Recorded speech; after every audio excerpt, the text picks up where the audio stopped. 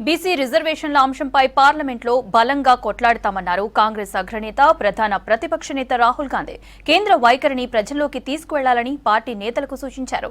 ఢిల్లీ టూర్లో ఉన్న PCC chief Mahesh Kumar Goud, మంత్రులు, ఎమ్మెల్యేలు, ముఖ్య నేతలు పార్లమెంట్లో పార్టీ అగ్రనేతలు సోనియా, రాహుల్తో భేటీ అయ్యారు.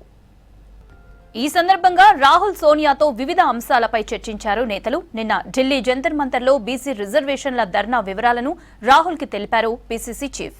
వేలాది సంఖ్యలో బీసీలు ధర్నాకు తరలివచ్చారని చెప్పారు. ఈ సందర్భంగా మంత్రులు, ఎంపీలను ఆప్యాయంగా పలకరించారు సోనియా.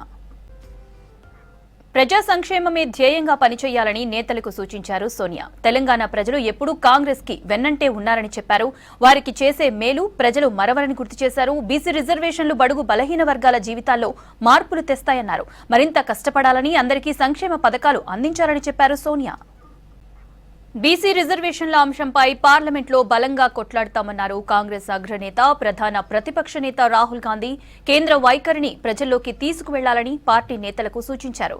ఢిల్లీ టూర్లో ఉన్న పీసీసీ చీఫ్ మహేష్ కుమార్ గౌడ్, మంత్రులు, ఎమ్మెల్యేలు, ముఖ్య నేతలు పార్లమెంట్లో పార్టీ అగ్రనేతలు సోనియా, రాహుల్తో భేటీ అయ్యారు.